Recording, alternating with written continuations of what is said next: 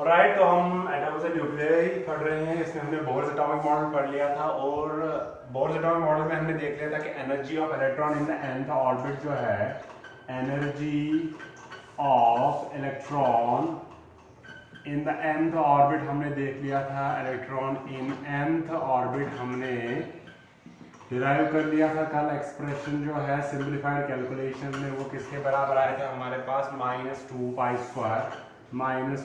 Pi square m e power 4 k square upon n square I square. Okay, ये k का मतलब है यहाँ पे k जो है दैट इज, आप इसको सिंपलीफाई करके लिख सकते हो ऐसे, k जो है that is 1/4 pi epsilon not के बराबर।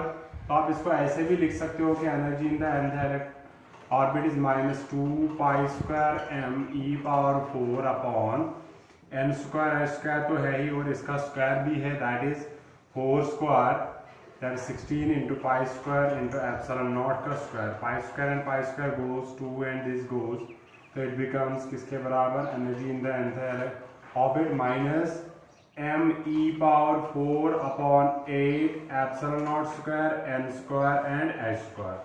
That is the energy in the nth orbit. All right. Now what happens? Let's talk about the transition of electron between two orbits. All right. एक ये है और दूसरा ये है. Okay. इनके बीच में बहुत सारे शेल्स हैं, हम बात करेंगे. This is N1, this is N2. या this is N initial, this is N5. All right. तो energy of electron in the N initial orbit जो है कितनी होगी? Let's say this one minus m e power 4 upon this is 8 epsilon naught square h square into ni ka square. Easy. What is the energy in the final orbit? So it is nf, that is equal to minus m e power 4 upon 8 epsilon naught square h square and f square. That is the value of energy in the different orbits. Now what did Bohr said? He said कि these are different energy states, और electron की energy जो जिस state में होगा उस state की जो एनर्जी है वही इस इलेक्ट्रॉन की एनर्जी भी होगी। और अब ये तो एनर्जी स्टेट है, अब इलेक्ट्रॉन जो है इस स्टेट में रहना है तो उसकी एनर्जी इतनी होगी और वो इसी स्टेट में रोटेट करता रहेगा, और वो एनर्जी तभी एमिट करेगा when it shifts from one state to another state. Okay, तो अगर आप इसका वैल्यू निकालोगे फॉर फर्स्ट शेल सपोज कर लो ये फर्स्ट शेल है, फर्स्ट शेल के लिए एनर्जी का वैल्यू आता है -13.6 इलेक्ट्रॉन वोल्ट, सेकंड के लिए आता है -3.4 इलेक्ट्रॉन वोल्ट। अगर आप चाहते हो कि हम लोअर शेल से ऊपर वाले शेल में ले जाएं, इसको एनर्जी सप्लाई करनी पड़ेगी, क्योंकि इसके पास कम एनर्जी है, एनर्जी बढ़ाएंगे तो ऊपर वाले कॉरेस्पॉन्डिंग जितनी एनर्जी दोगे उसी अकॉर्डिंग उसी शेल में ये जाएगा। ओके, मान लो इनके बीच में एनर्जी का डिफरेंस है, अगर लो 10 जूल, तो आपको 10 जूल देने ही देना। अगर आपने 9 ही जूल दिए तो ये इसी में रहेगा मगर इधर नहीं पहुंचेगा। ऑलराइट, तो दैट इज एनर्जी डिफरेंस। तो अब क्या होगा, अगर आप क्या कर रहे हो, अगर इलेक्ट्रॉन लोअर एनर्जी स्टेट से हायर एनर्जी स्टेट आप उसको चाहते हो कि भेजे, तो you have to supply energy. और अगर आप चाहते हो कि हायर एनर्जी स्टेट से लोअर एनर्जी स्टेट आ जाए तो दैट विल एमिट एनर्जी। उसी के अकॉर्डिंग हमारे पास डिफरेंट टाइप्स ऑफ स्पेक्ट्रम बनते हैं। स्पेक्ट्रम आपको पता है ऑलरेडी, वो होता है बैंड ऑफ एनर्जीज। क्या होता है?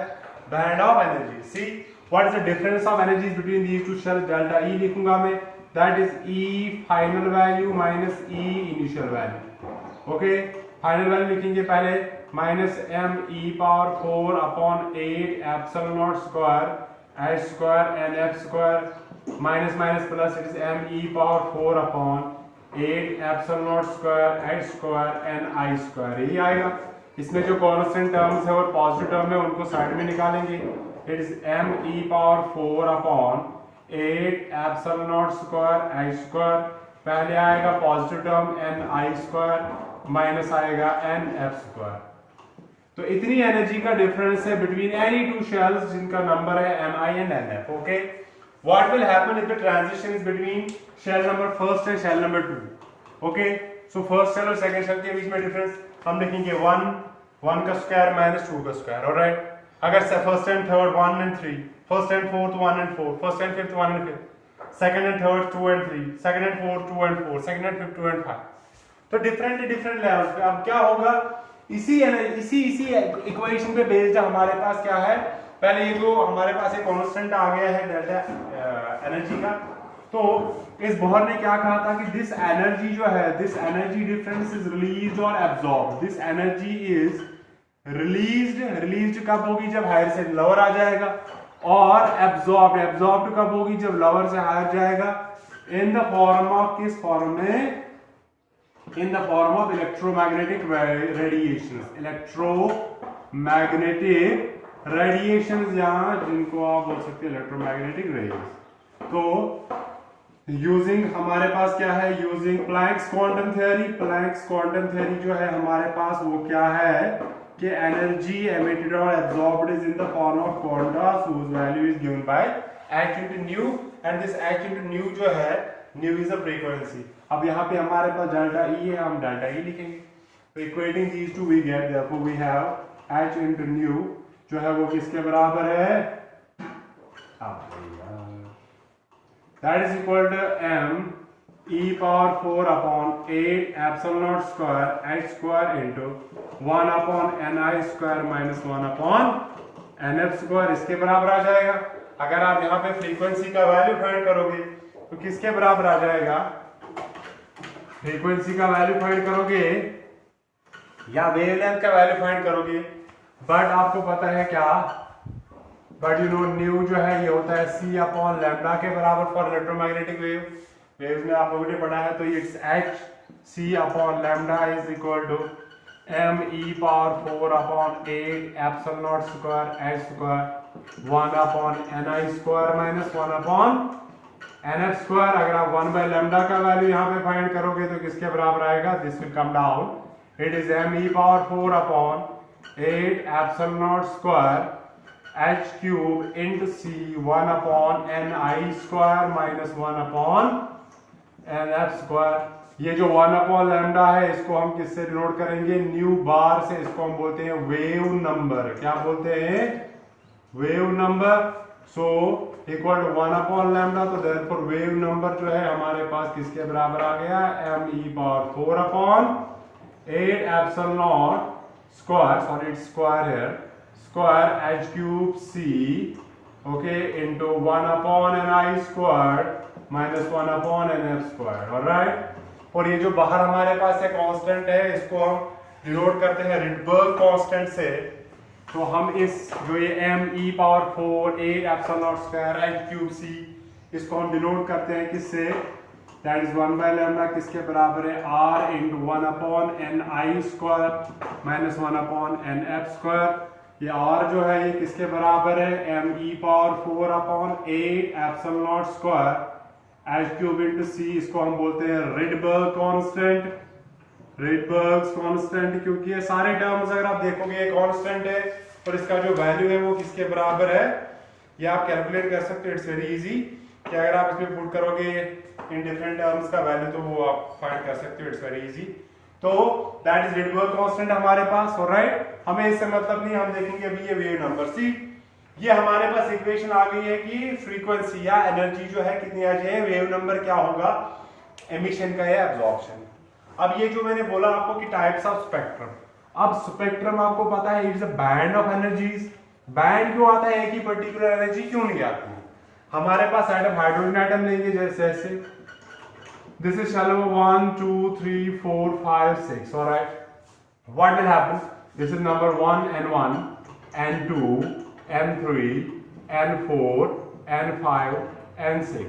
अब क्या क्या हो सकता है, इलेक्ट्रॉन, पहले हम देखेंगे कि इलेक्ट्रॉन हायर एनर्जी से लोअर एनर्जी आ रहा है। इलेक्ट्रॉन सेकंड शेल से पहले शेल में आ सकता है, थर्ड से पहले में आ सकता है, फोर्थ से पहले में आ सकता है, फिफ्थ से पहले में आ सकता है, सिक्स्थ में पहले में आ सकता है। अब एनर्जी देखो, पहले दो का डिफरेंस कुछ और है, पहले और तीसरे का कुछ और है, पहले और चौथे का, पहले और पांचवें का, पहले और सिक्स, अलग अलग एनर्जी डिफरेंसेस है। ओके, तो अब क्या होगा, पहले केस में जो है एनर्जी निकलेगी इन the form of electromagnetic wave निकल गई, अब दूसरा जो है उससे भी एक वेव निकलेगी, तीसरा जो है उससे भी एक वेव निकलेगी, चौथा जो है उससे भी एक वेव निकलेगी, पांचवा जो है उससे भी एक वेव निकलेगी। Now there is not a single wavelength but there is a band of wavelength. This band of wavelength जो होगा उसी को हम बोलते हैं स्पेक्ट्रम। क्या बोलते हैं, स्पेक्ट्रम, ऑलराइट। और एब्जॉर्प्शन, अब ये टाइप जो है हमारे पास, ये जो है पहले हम बात करेंगे एमिशन स्पेक्ट्रम। एमिशन स्पेक्ट्रम का मतलब क्या होता है, band of wavelengths. Okay, emission spectrum होता है the band of wavelengths emitted when an electron, okay, returns to ground state या lower energy state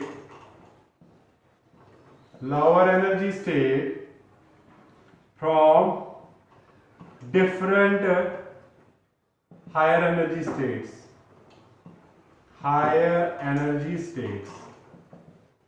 जब ये हायर एनर्जी स्टेट से लोअर एनर्जी या ग्राउंड स्टेट की तरफ आता है तो ये कितने different band of wavelength emit करता है, उसको हम बोलते हैं एमिशन स्पेक्ट्रम। और एब्जॉर्प्शन क्या हो गया, उल्टा देखो, यही से अगर इलेक्ट्रॉन को आप नीचे से ऊपर एक्साइट करोगे तो कुछ एनर्जी आपको चाहिए। अब आप क्या करोगे, पहले से सेकंड, पहले से अगर आप इसको क्या करोगे थर्ड में एक्साइट तो आपको ज्यादा एनर्जी चाहिए, ऑलराइट। अगर हम पहले से इसको फोर्थ में करेंगे तो इसमें और ज्यादा एनर्जी चाहिए आपको। अगर पहले से फिफ्थ में करेंगे तो और ज्यादा एनर्जी चाहिए। You do not require a single wavelength, you require a band of wavelengths to take the electron from the lower energy state to higher energy state. So ये जो बैंड यहाँ पे बन गया, ये जो है एब्जॉर्ब कर रहा है एनर्जी, तो ये बन गया हमारे पास क्या, absorption spectrum, alright.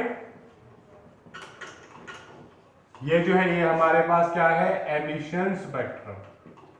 Easy definition क्या आ जाएगी एब्जॉर्प्शन स्पेक्ट्रम की, the band of wavelengths absorbed when an electron is taken from lower energy state to different higher energy states, alright।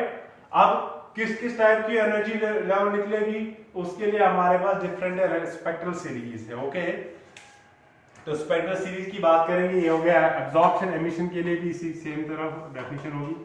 तो अब हम देखेंगे कि अगर हमारे पास क्या होगा, ये जो स्पेक्ट्रल सीरीज है, कौन कौन सी स्पेक्ट्रल सीरीज है हमारे पास। ओके, तो मैं क्या करता हूं, मैं बनाऊंगा यहाँ पे, ये मान लो हमारे पास क्या है, न्यूक्लियस है, first shell, second, third, fourth, fifth, sixth, seventh, eighth, alright. तो डिफरेंट जो हमारे पास स्पेक्ट्रल सीरीज है वो कौन कौन सी है, स्पेक्ट्रल सीरीज। स्पेक्ट्रल सीरीज में सबसे पहले हमारे पास कौन सी सीरीज आती है, लाइमन सीरीज। लाइमन सीरीज क्या कहती है कि अगर आपके पास क्या होगा, ये इलेक्ट्रॉन रिटर्न कर रहा है, हमारे पास इक्वेशन है n1 square minus n final square. Okay, यही हमारे पास फॉर्मूला कि अगर इनिशियली जो है इलेक्ट्रॉन का जो स्टेट है वो है 1, मतलब इलेक्ट्रॉन जो है वो किसी हायर स्टेट से फर्स्ट लेवल में आ जाता है। यहाँ पे इलेक्ट्रॉन नंबर n1 है, ये है n2, ये है n3, ये है n4, n5, n6, n7, n8। अगर इलेक्ट्रॉन हायर लेवल से फर्स्ट लेवल में आ जाता है तब जो एमिशन होगा, उस जो डिफरेंट सीरीज बनेगी, एक स्पेक्ट्रम बनेगा, उसको हम लाइमन सीरीज बोलते हैं। उस केस में वेव नंबर का वैल्यू आएगा r into 1 minus 1 upon n1 को 1 के बराबर है, nf को लिखेंगे सीधा किसके बराबर, n के बराबर, it will be 1 upon n square, that will be the value of wave number in this case. तो क्या होगा, ये देखो यहां से आएगा ग्राउंड स्टेट, या यहां से आएगा ग्राउंड स्टेट, या यहां से आएगा ग्राउंड स्टेट, या यहां से आएगा ग्राउंड स्टेट, या यहां से आएगा ग्राउंड स्टेट, या यहां से आएगा ग्राउंड स्टेट में। ओके, या यहां से आएगा ग्राउंड स्टेट में। ये जो बैंड ऑफ वेवलेंथ यहाँ पे एमिट होगा, इसको हम बोलते हैं क्या, लाइमन सीरीज। ओके, ये बन गया हमारे पास Lyman series. Okay, Lyman series के बाद हमारे पास दूसरा जो है हमारे पास, जिसको हम बोलते हैं क्या, बाल्मर सीरीज।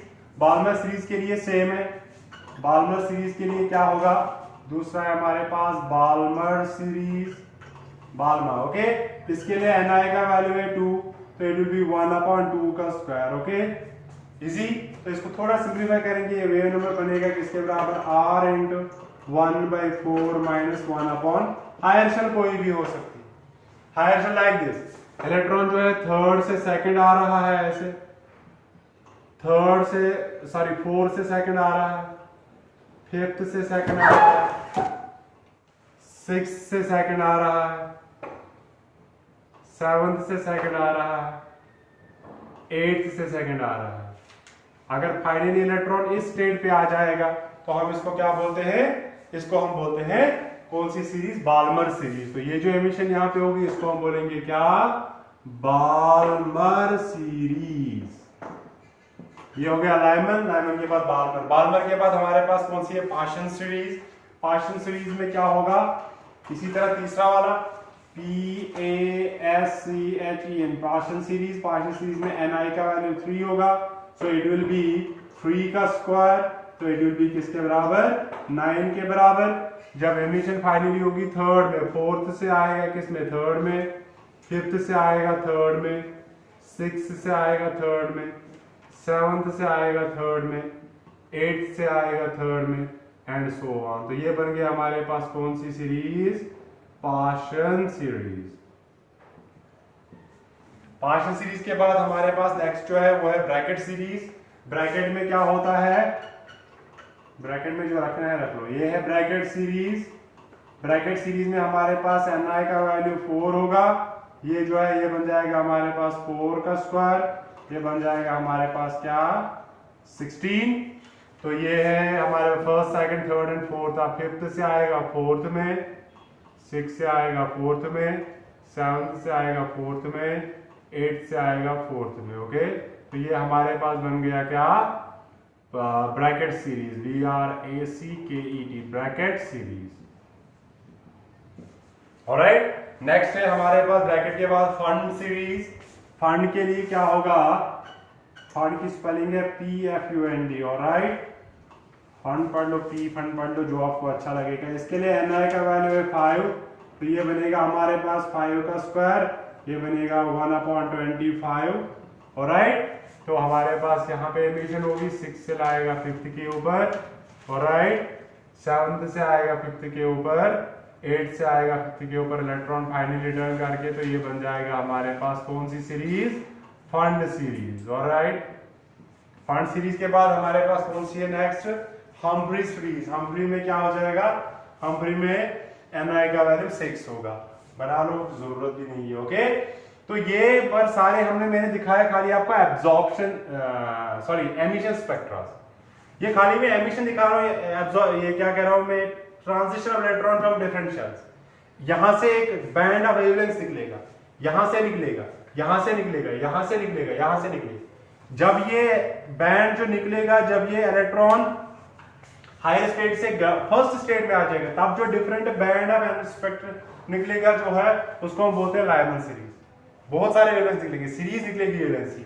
इसी तरह अगर इलेक्ट्रॉन हायर शेल से रिटर्न कर रहा है मगर फाइनली इसकी जो स्टेट है वो क्या है, ग्राउंड सेकंड स्टेट है, तो सेकंड ऑर्बिट है, तो हम क्या कहते हैं, वो बन जाती है कौन सी, बाल्मर एंड सो ऑन, पार्शियल फंड एंड ब्रैकेट। ऑलराइट, तो ये हमारे पास डिफरेंट स्पेक्ट्रल सीरीज है।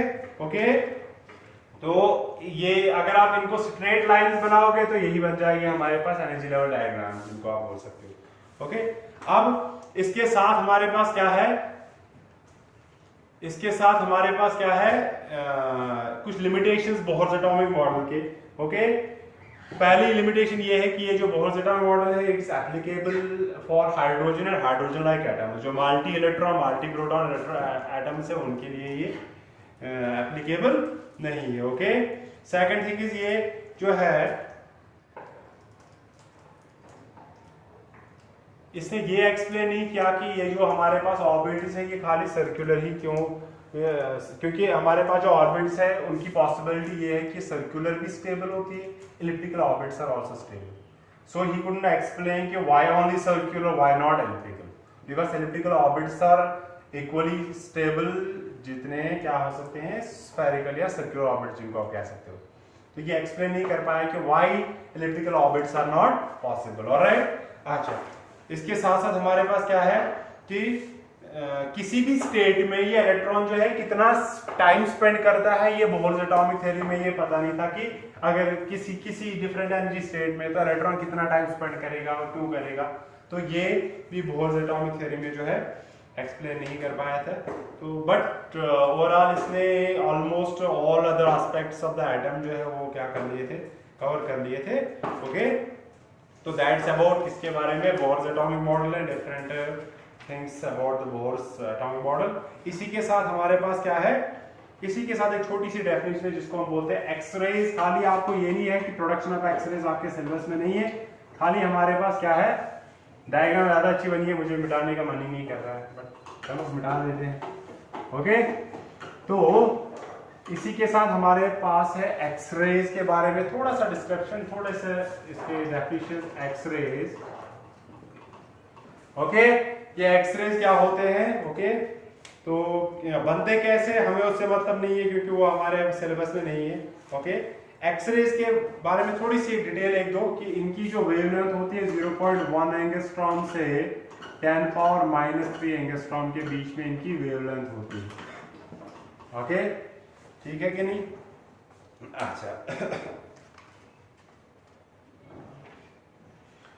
अच्छा, बनते कैसे ये एक्सरेज? अगर हमारे पास देखो, अभी हमने देख लिया कि हमारे पास एक एटम है, एटम के डिफरेंट शेल्स। अब क्या होगा, जब इलेक्ट्रॉन यहां से यहां नीचे आ जाएगा, ये एमिट करेगा, वो सिंपल एक इलेक्ट्रोमैग्नेटिक वेव होगी।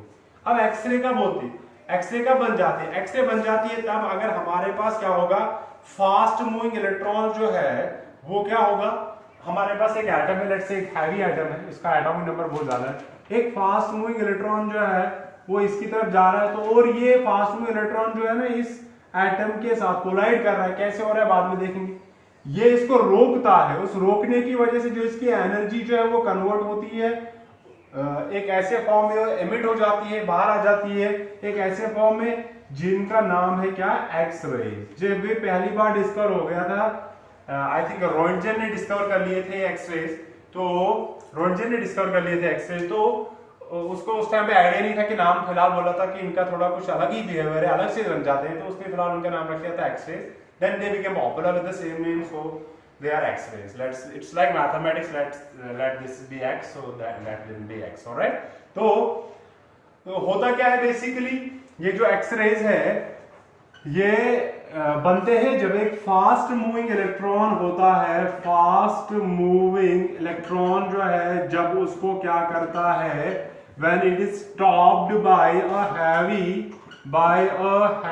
atom, by a heavy atom मतलब जिसका एटॉमिक नंबर जो है ज्यादा होता है, उस एटम के साथ जब ये कोलाइड करेंगे तब जो है एनर्जी निकलती है बाहर in the form of some special radiation, special rays, जिनको हम क्या बोलते हैं, एक्सरेज। ऑलराइट, तो एक्सरेज जो है ये कैसे बनते हैं, इनके क्या टाइप्स है हमारे पास। एक्सरेज जो है दो तरीके के हैं। एक्सरेज जो है एक्सरे स्पेक्ट्रा, जैसे हमारे पास एटम्स में एटॉमिक स्पेक्ट्रा बन जाता है, ऐसे ही हमारे पास एक्सरेज का भी स्पेक्ट्रा बन जाता है। ओके, क्योंकि अब फास्ट मूविंग इलेक्ट्रॉन जरूरी नहीं है कि एक given speed fast moving electron है। लेट्स से एक इलेक्ट्रॉन चल रहा है with a speed of 10,000 metre per second, it's fast moving electron. एक चल रहा है 11,000 metre per second, it's also fast moving electron. सब एक ही इलेक्ट्रॉन को नहीं ना बोल सकते। अब मैंने इलेक्ट्रॉन्स का एक हमारे पास जब इनकी प्रोडक्शन अगर आप पढ़ोगे किसी दिन डिटेल में, फिलहाल तो आपके सिलेबस में नहीं है वो, एक इलेक्ट्रॉन गन होता है, उससे इलेक्ट्रॉन जो है वो वेरी फास्ट स्पीड के साथ एमिट किए जाते हैं, स्ट्राइक किए जाते हैं किसी टारगेट एटम के साथ। ऑलराइट, इनका एक ट्यूब जैसा होता है, उस ट्यूब में एक साइड से रखा होता है इलेक्ट्रॉन गन, और दूसरे साइड से रखा होता है टारगेट एटम। ऑलराइट, इसको चार्ज किया जाता है और यहाँ से इलेक्ट्रॉन जो है एमिट किए जाते हैं। अब इलेक्ट्रॉन्स की डिफरेंट स्पीड्स हो सकती है, डिफरेंट एटम्स के साथ कोलाइड कर सकते हैं, डिफरेंट जगहों पे कोलाइड कर सकते हैं। ऑलराइट, तो उस हिसाब से डिफरेंट टाइप ऑफ डिफरेंट एक बैंड ऑफ एक्सरेज निकल जाएगा, जिनको हम बोलते हैं क्या, एक्सरे स्पेक्ट्रम। ओके, तो ये एक्सरे स्पेक्ट्रम जो है ये हमारे पास दो टाइप का होता है। एक होता है हमारे पास जो है एक्सरे स्पेक्ट्रल सीरीज जो है एक्सरे स्पेक्ट्रम। ओके, स्पेक्ट्रम जो है ये दो टाइप का हो सकता है। एक होता है हमारे पास कॉन्टिन्यूअस, दूसरा होता है हमारे पास क्या, कैरेक्टरिस्टिक। ओके, एक होता है हमारे पास कॉन्टिन्यूअस, दूसरा क्या होता है, कैरेक्टरिस्टिक। ऑलराइट, अच्छा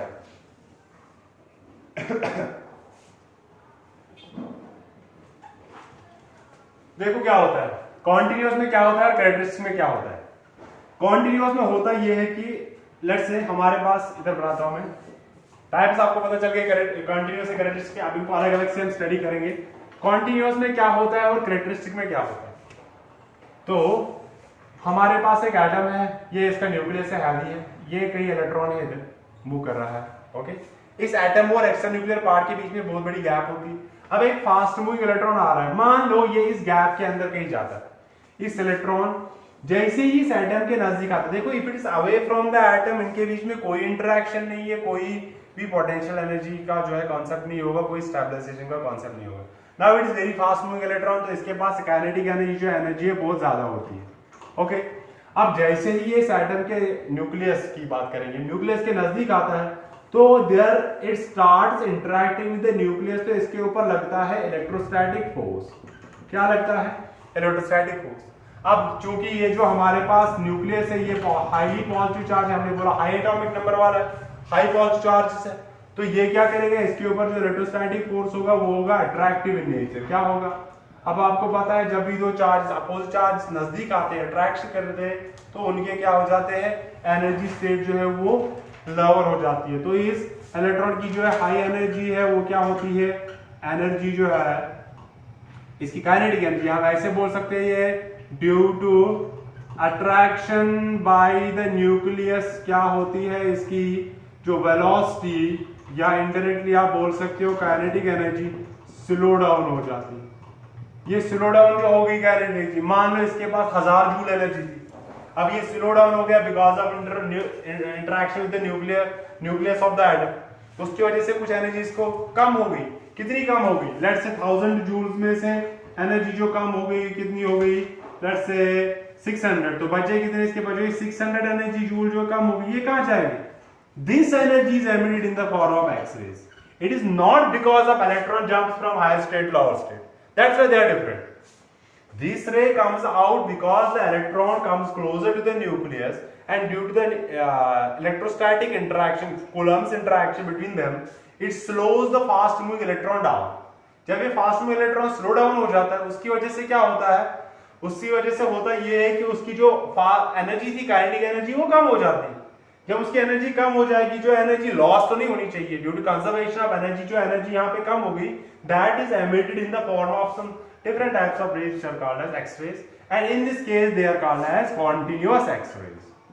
continuous स्पेक्ट्रा ऐसा बन जाता है, continuous X-ray स्पेक्ट्रा। अब इनमें एक स्पेशल टाइप आता है, वो आता है कैरेक्टरिस्टिक। अगर आप देखोगे इंटेंसिटी और वेवलेंथ के साथ अगर आप रिलेशन प्लॉट करोगे ना इन एक्सरेज का, इंटेंसिटी एंड वेवलेंथ के साथ, आप देखोगे इनके ग्राफ्स में बीच बीच में ऐसे प्रोजेक्शंस आ जाते हैं, ऑलराइट। ये जो बाकी वेवलेंथ्स आ जाते हैं, इंटेंसिटी आते हैं, ये कंटीन्यूअस से, मगर ये जो पीक्स आ जाते हैं ये होते हैं हमारे पास कैरेक्टरिस्टिक वेवलेंथ्स। कैरेक्टरिस्टिक वेवलेंथ्स कैसे आ जाते हैं, ओके। कैरेक्टरिस्टिक्स की बात करेंगे अब हम यहाँ पे। कैरेक्टरिस्टिक्स में होता क्या है, सी ऐसा हो सकता है, अब ये जो फास्ट मूविंग इलेक्ट्रॉन है ये इस एटम के नजदीक आ रहा है, अब इसमें क्या हो सकता है, कभी कभी ऐसा भी होता है कि ये कोलाइड करेगा किसी एटम के साथ, ऑलराइट, कोलाइड कर सकता है, कोलिजन की वजह से क्या हो जाता है, ये उस इलेक्ट्रॉन को बाहर ही निकाल देगा, ऑलराइट। तो उसकी वजह से जो है क्या हो जाता है, हमारे पास कैरेक्टरिस्टिक वेवलेंथ जो है वो बन जाती है, ऑलराइट। अब देखो क्या होता है, ये है हमारे पास, फिर से बनाऊंगा मैं, ये न्यूक्लियस, अभी इसकी जरूरत नहीं, हमें छोटा सा बनाऊंगा मैं। ये है इनर शेल्स, ये है आउटर शेल्स। यहाँ पे भी इलेक्ट्रॉन्स इस एटम के, क्योंकि हाई एटॉमिक नंबर वाला हमने बोला, एक फास्ट मूविंग इलेक्ट्रॉन आता है। मैं कैरेक्टरिस्टिक की बात कर रहा हूँ, कैरेक्टरिस्टिक वेवलेंथ की बात कर रहा हूँ। जो कैरेक्टरिस्टिक हमारे पास एक्सरे स्पेक्ट्रा बन जाता है, कैसे बनता है? पहले आपने देखा कंटीन्यूअस कैसे बनता है, due to slow down of the fast moving electron, some energy is reduced, this energy is emitted in the form of X-rays, which are called as continuous X-rays, all right. Now characteristic X-ray, see, जब ये fast moving electron आता है, ये किसी ऐसे chances, there is a probability, high probability कि ये inner electron के साथ किसी के साथ कोलाइड कर सकता है। अब आपने पढ़ा है कोलिजन्स, इन 11th क्लास में आपने कोलिजन्स पढ़े कि जब सेम मास वाले पार्टिकल्स, एक मान लो ये एक रेस्ट में है, जब ये कोलाइड करते हैं, या छोटा रेस्ट में भी नहीं है, तो ये एक दूसरे को अपनी एनर्जी ट्रांसमिट कर देते हैं। ऑलराइट, एनर्जी ट्रांसफर होता है और मोमेंटम ट्रांसफर होता है। तो एक फास्ट मूविंग इलेक्ट्रॉन कभी ऐसा भी हो सकता है कि ये इस इनर इलेक्ट्रॉन के साथ कोलाइड करेगा। कोलिजन से क्या करेगा, इसकी एनर्जी तो बहुत ज्यादा होती है, कोलिजन से ये इस इलेक्ट्रॉन की ऑर्बिट को निकालेगा इससे बाहर और इसको किसी बाहर वाले ऑर्बिट में शिफ्ट करेगा। ओके, तो यहां इसको बाहर निकालेगा, मान लो इसको यहां पहुंचा दिया। ओके, अब क्या होगा, यहां पे गैप क्रिएट हो गई, ये जो वाइड क्रिएट हो गई। अब एटम में ऐसा तो नहीं होता है कि इनर वाले ऑर्बिट जो है एम्प्टी है और बाहर वाले सेल जो है ये इनर वाले ऑर्बिट पार्शियली फिल्ड है और बाहर वाले ऑर्बिट फुली फिल्ड होगी, ऐसा तो नहीं होता है। तो यहाँ पे जो गैप क्रिएट हो गई, इस गैप को फिल करने के लिए हायर शेल से इलेक्ट्रॉन उड़े। जब हायर शेल से इलेक्ट्रॉन उस टाइम पे आ जाएगा वो एमिट करेगा रेडिएशन, वही रेडिएशन बन जाती है एक्सरे, और वो एक्सरे जो है कौन सी एक्सरे बन जाती है, कैरेक्टरिस्टिक एक्सरे। तो इसीलिए क्या होता है कि अभी स्मूथली चल रहे वेवलेंथ जो है, you increase wavelength intensity increases abruptly, there are some wavelengths जहां पे क्या होता है थोड़ा सा वेवलेंथ बढ़ाने से क्या होती है बहुत ज्यादा इंटेंसिटी में इंक्रीमेंट होता है। How does that happen? Because a fast moving electron coming towards the target nuclear atom hits an inner electron, removes an electron from the inner orbit, creates a void here, and electrons from the outer shells rush into to fill this empty space. Then they emit energy. अब वो मजबूर हो गए ये shift करने के लिए, ठीक है कि नहीं। तो उसकी वजह से जो एनर्जी निकल जाती है उसकी इंटेंसिटी ज्यादा होती है, that is called as characteristic wavelength. So that is characteristic wavelength and x-rays and continuous x-rays. Hope you understood a little bit. और दैट्स ऑल अबाउट एटम्स, और जिसका जो न्यूक्लियर वाला पार्ट है वो हम नेक्स्ट लेक्चर में स्टार्ट करेंगे।